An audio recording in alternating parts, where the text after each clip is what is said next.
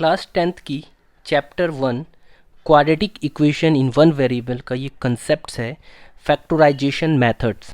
इस मेथड को हम एक एग्जांपल की हेल्प से समझते हैं। क्वाड्रेटिक इक्वेशन गिवन है x square plus 5x plus 6 is equal to 0।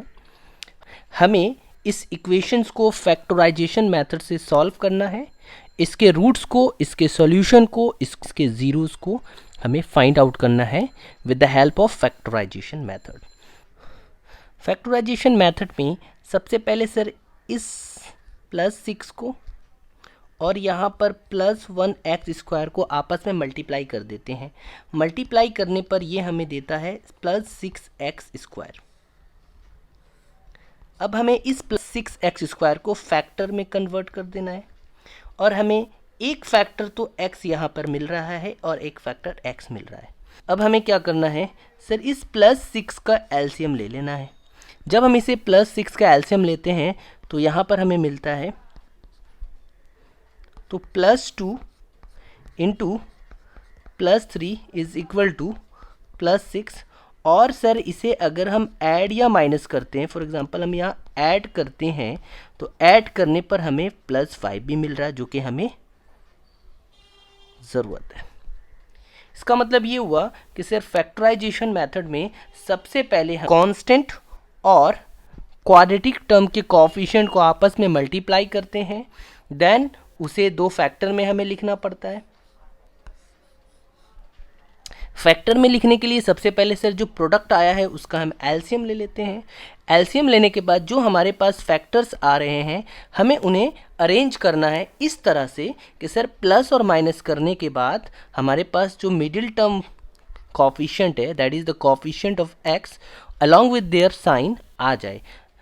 तो जैसे इस केस में हमारे पास प्लस 5 आ गया है तो ये हमारा पहला फैक्टर होगा और ये हमारा दूसरा फैक्टर होगा। इसका ये मतलब हुआ कि सर हमारे केस में प्लस 2x एक फैक्टर है और प्लस 3x एक फैक्टर है।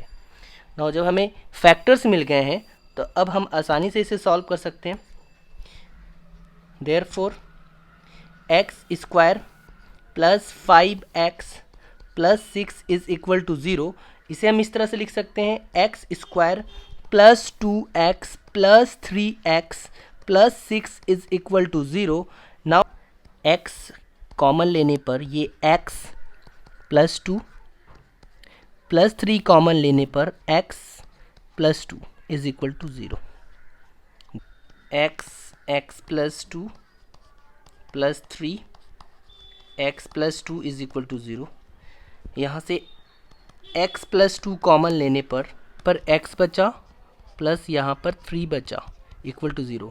नाउ दो फैक्टर्स आपस में मल्टीप्लाई हैं और मल्टीप्लाई होने के बाद वो 0 हमारा आंसर दे रहे हैं। दैट्स मीन सर या तो ये 0 होगा या फिर सर ये 0 होगा, बट हमें पता नहीं है कि दोनों में से कौन 0 है, इसलिए हम मान लेते हैं कि दोनों ही हमारा 0 है। यानी कि sir x plus 2 is equal to 0 होगा और x plus 3 is equal to 0 होगा। अगर इसे सॉल्व करते हैं तो x की वैल्यू -2 एंड x की वैल्यू यहाँ पर -3। So this is our roots of the equation, zeros of the equation और सॉल्यूशन ऑफ द इक्वेशन। पिछले क्वेश्चन में यहाँ पर प्लस गिवन था, इस क्वेश्चन में हमें यहाँ पर माइनस करना है।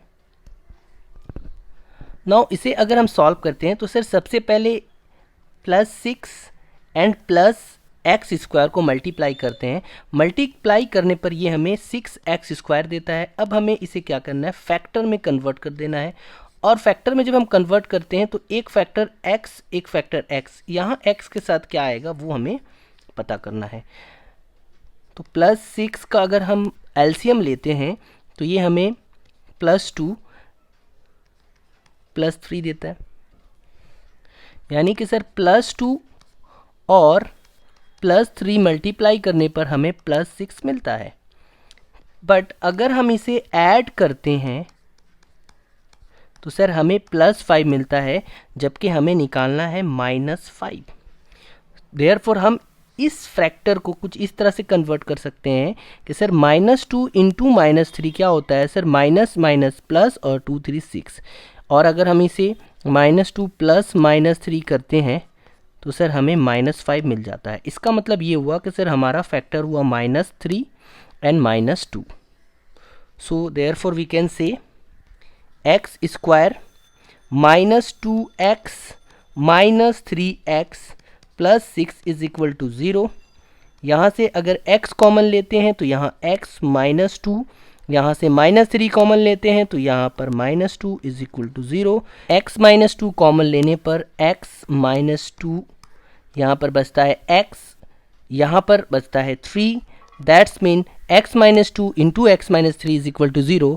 इससे हम कह सकते हैं कि सर x -2 अपने आप में एक 0 होगा और x -3 अपने आप में इक्वल टू 0 होगा। यहाँ से x की वैल्यू आती है 2 और यहाँ से x की वैल्यू आती है 3। So therefore this x is equal to 2 and x is equal to 3 हमारा रिक्वायर्ड रूट्स है। इस क्वेश्चन में हमने यहाँ पर प्लस की जगह माइनस किया है और यहाँ पर प्लस की जगह माइनस किया है। सबसे पहले प्लस एक्स स्क्वायर इनटू -6 करते हैं और यहाँ से हमें मिलता है -6x स्क्वायर। अब हमें इसका फैक्टर निकालना होगा और हमें एक इन्फॉर्मेशन ये कंफर्म है कि सर एक फैक्टर मल्टीप्लिकेशन ऑफ x होने वाला है, तो यहाँ पर क्या होगा हमें निकालना है। दूसरे फैक्टर में भी सर x है, बट ये x के साथ क्या मल्टीप्लाई है ये हमें फाइंड आउट करना है। तो सॉल्व करते हैं। -6 का हम सबसे पहले एलसीएम निकाल लेते हैं। तो सर माइनस प्लस और इसे अगर हम +3 से करते हैं तो यहाँ आता है +1। Basically sir +1 into +3 into -2 is equal to -6। अगर हम निशान को, साइन को अगर इग्नोर करते हैं तो फैक्टर्स आते हैं 1 into 3 into 2 is equal to 6। हमें चाहिए -6, हमें चाहिए -5। अगर हम -2 इंटू +3 करते हैं तो यहाँ पर हमें -6 मिल जाता है, बट इसे ऐड करने पर हमें -5 नहीं मिलता है।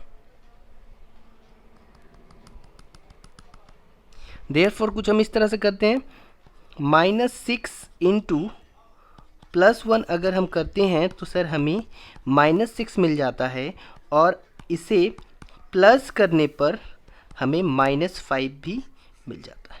तो हमें दो इन्फॉर्मेशन चेक करना था, प्रोडक्ट पे -6 एंड एडिशन पे -5। तो इस कंडीशन को, तो -6 एंड +1 फैक्टर्स पे हमने दोनों कंडीशन को सेटिस्फाई कर दिया। देयरफॉर हम यहाँ पर कह सकते हैं कि सर यहाँ पर -6 होगा